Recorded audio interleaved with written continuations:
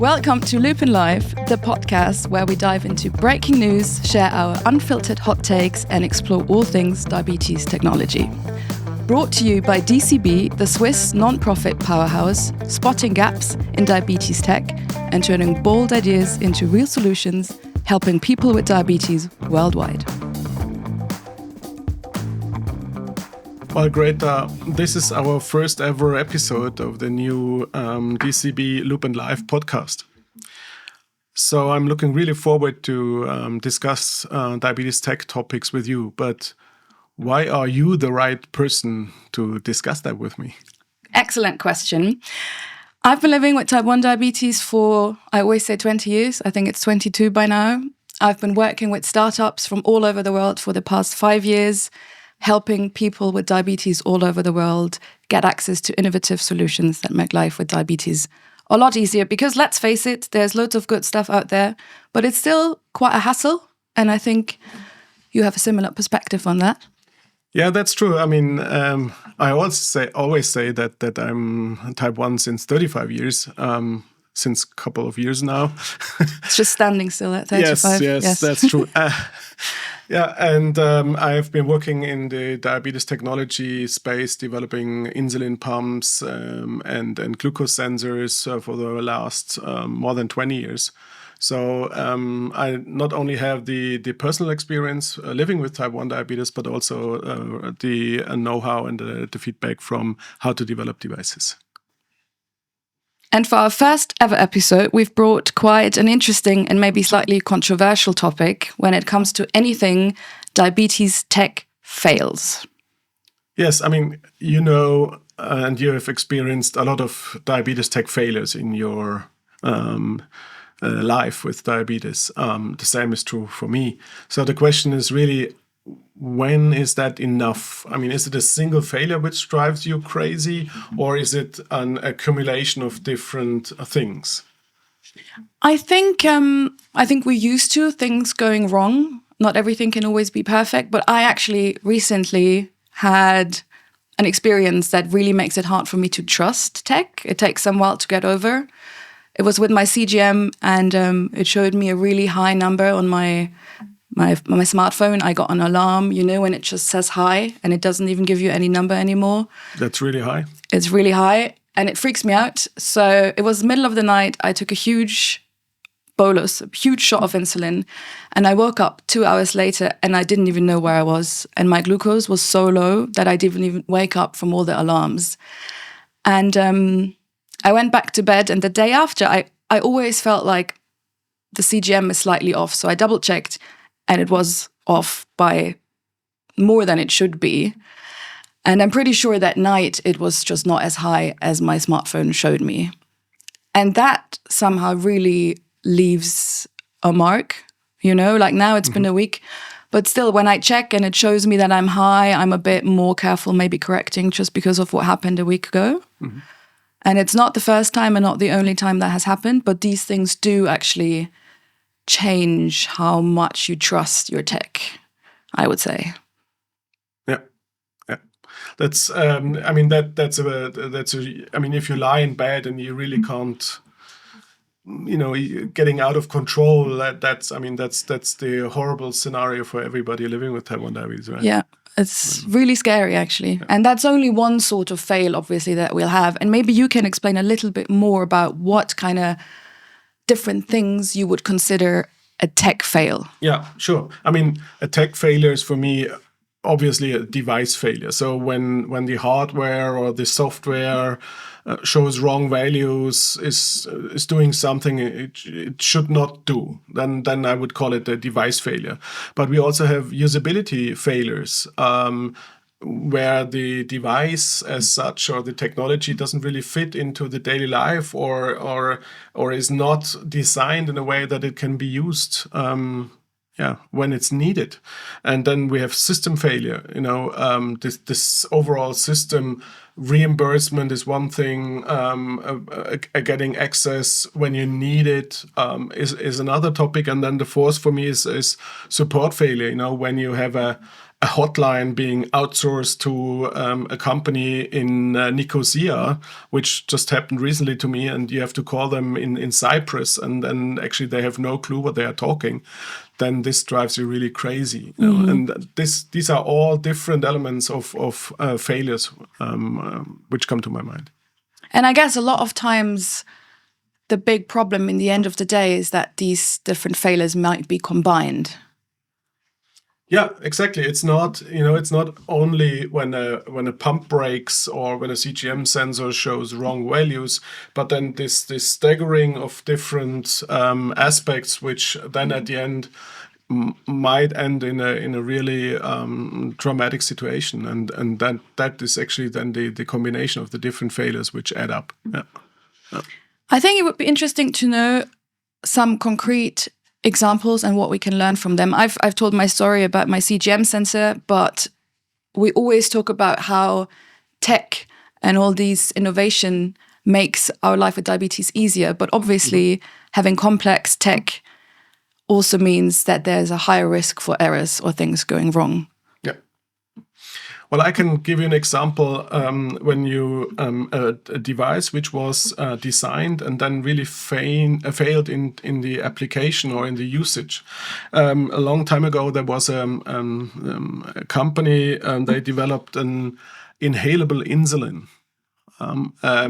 The system was called Nectar system, and the device itself, the disposal element of the device, had the size of a cigarette box. Yeah, and every time you inhaled the insulin, you had to throw away that kind of cigarette box. So I mean, you know how many doses a day you give when you have to give yourself Boli, right? Just imagine if you would travel for 2 weeks, yeah, you would need an extra suitcase just to carry these disposables with you. I mean, it's just has been designed for failure because the usability is not there for that solution. And the funny part is the pharma company who developed this invested more than 4.2 billion into the development of this inhalable insulin and the device to it. Isn't that crazy? And it never even made it to the market. No, you can Google it. It's called the Nectar system, and the inhalable insulin was called Exubera. And it's an interesting thought because obviously the original idea was to make it easier because you don't have to inject yourself; you just inhale. Yeah. Yeah. But it's a good thought and poor execution. Exactly. Basically. Yeah. Yes. If you don't understand the real needs and of the people living with diabetes, that's exactly. What about you? Do you have an example? I think I've had it a couple of times that, so maybe just as some context, I was on MDI, so multiple daily injections, insulin pens, for the majority of my life, actually. And then I switched to an AID system because, I mean, I work in the space and I see the benefits of having a system that corrects when you're asleep, for example. And that worked for the most time, unless you have these sensor failures, for example, or where my sensor shows me I'm really high, I'm asleep, I don't even necessarily realize. And then my AID system corrects because it gets information that I'm really high. So that wasn't even me injecting, like that's what happened last week, but it was just the system that was programmed. It did exactly what it was programmed to do. And it's exactly what you mentioned earlier, that it's a couple of little things that all combined create chaos. Yeah. So that's definitely one. And I think I've had so much trouble with my insulin pump that after 2 years, I switched back to MDI. It's interesting, because when you say that being on an AID system, this has a big advantage when it comes to time and range and the amount of hypoglycemia and so on. But at the end, you decided to go and switch back onto pens because it's just the better solution for you in your current situation, right? I think there's a misconception sometimes that there's one solution that fits everyone. Mm-hmm. And I think that will never happen when it comes to diabetes management, for example. Yeah. There's no one size fits all. And I definitely see the benefits, and I saw the benefits of being on an AID system, especially at night. I think, you eat pizza at 9 p.m. and then you go to bed and then it hits you 2 hours later. Yes, but I love pizza, so I'll take it. It's okay. That's like my crème catalan on Friday evening. Yes, right? exactly. Okay. Yeah. So it's fine. I can wake up at 3 a.m. and give myself a bolus if it means I can have pizza. But obviously having a system that does it for you is really nice until it doesn't work. Yeah. And that's happened quite a few times. And I think you have an interesting point when it comes to CGMs at night when, for example, you sleep on the arm where you wear your sensor. That's exactly that. Sometimes happens to me, because I have my CGM at my upper arm, and then of course I always sleep on the side, and then you put some pressure onto your CGM system, and there are some systems and they don't like it because the diffusion of the glucose molecules towards the sensor is reduced because of that pressure, and then you get a low alarm. But of course you're not low, you're just in a normal range, but the sensor thinks it's low.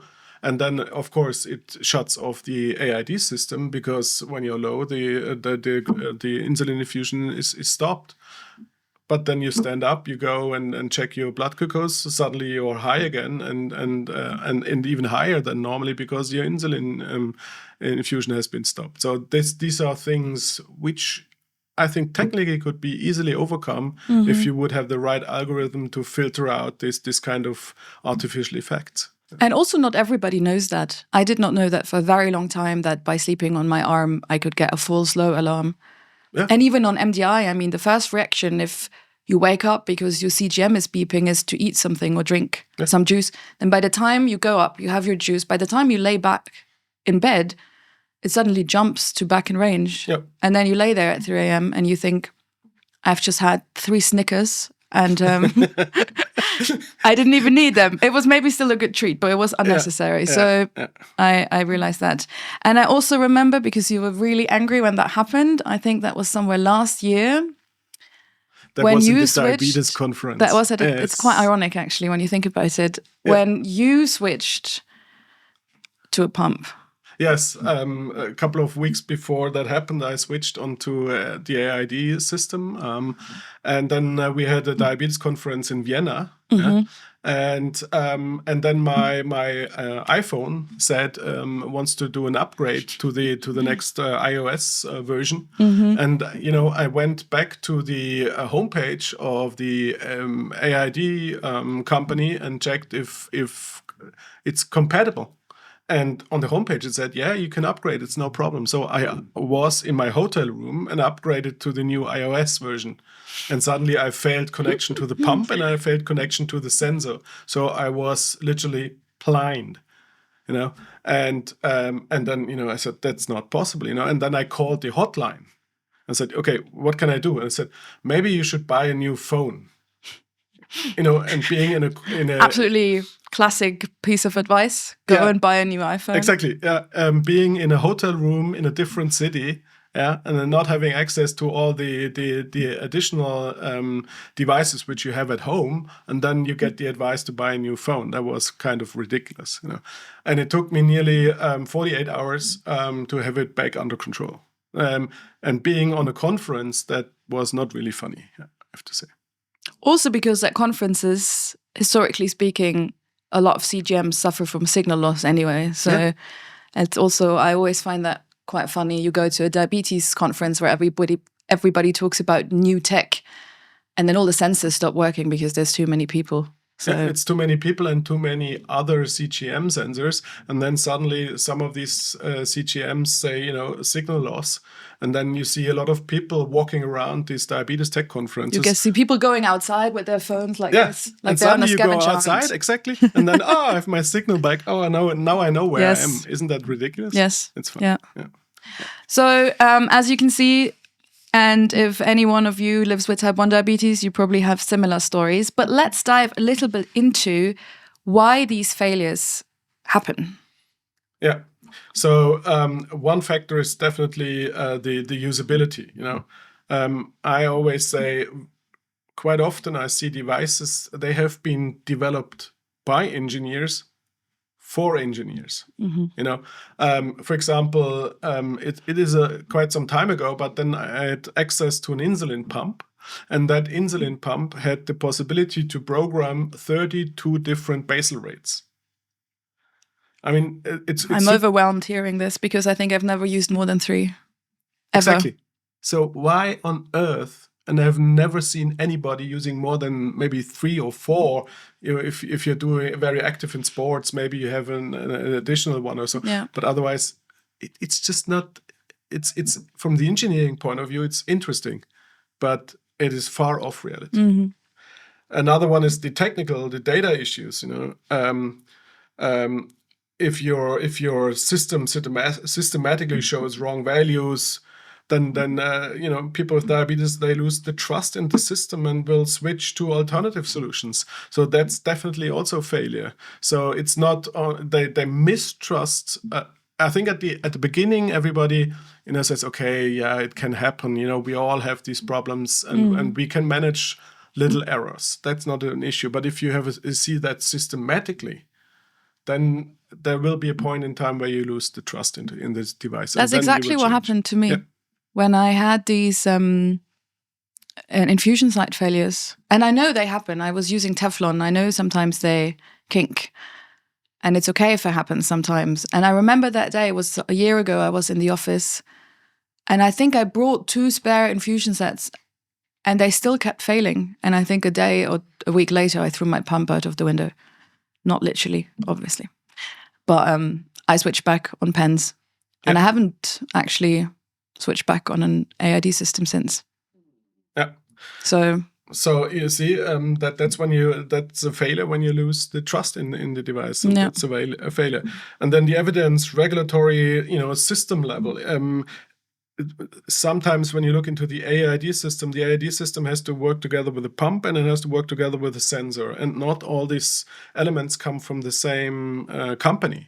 Yeah, and then they have to communicate among each other, and if one of these elements has a failure or shows wrong values or gives the wrong information to the other element in the loop in the system, then this very small detail maybe end up in a fatal in a really difficult situation for us people with diabetes. Yeah. And the last one is of course it's also failure, access and reimbursement.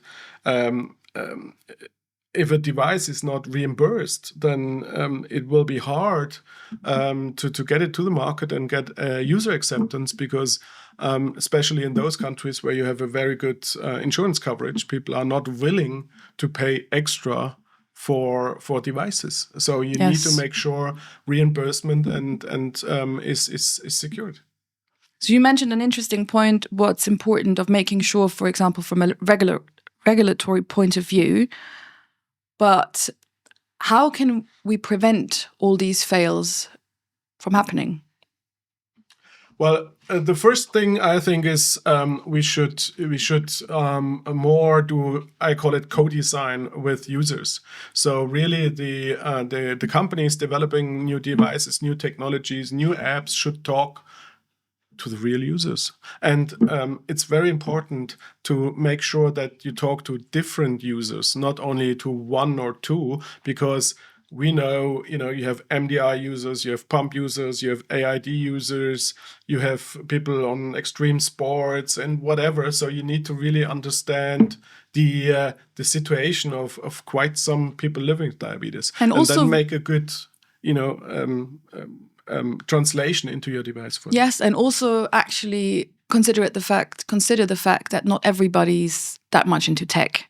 I mean, we are into tech, so all these, tweaking the algorithm kind of things, it's fine. But not every person with diabetes is interested that much, that they want to sit and figure out all the stuff. So that's what you say. Sometimes it's built by engineers for engineers.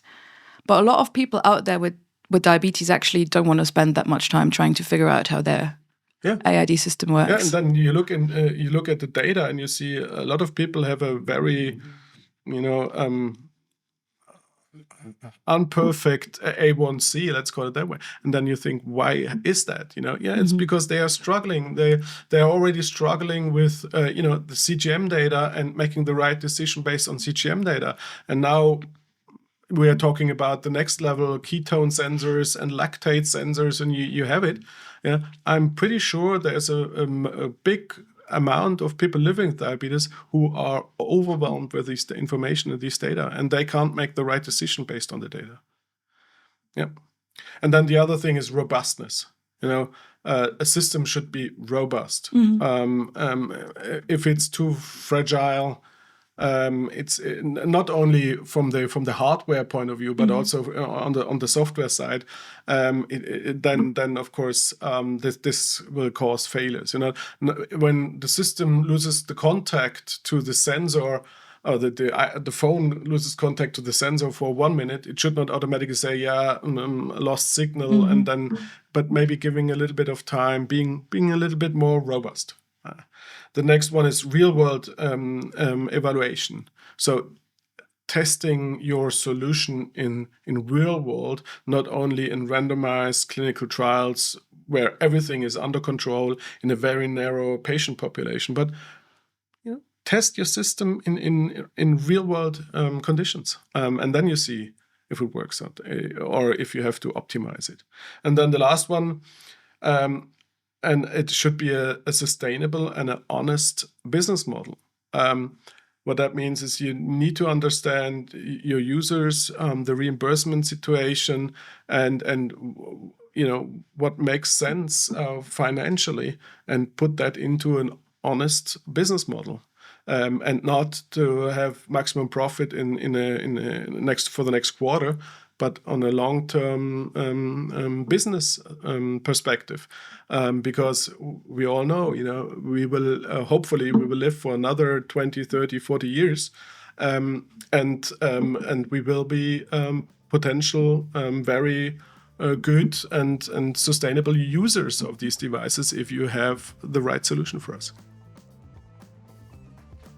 So, I would ask you, why don't you tell us the biggest failures you experienced? And if you have an idea, if you want to share something with us, happy to look at it. Please write an email to podcast@dcburn.com. And probably in one of our next podcasts, we will talk about that and discuss the biggest failures from the audience. Yes, and with that, thank you so much for listening in on our first ever DCB podcast. Derek and Greta, and we'll be back soon. Bye-bye.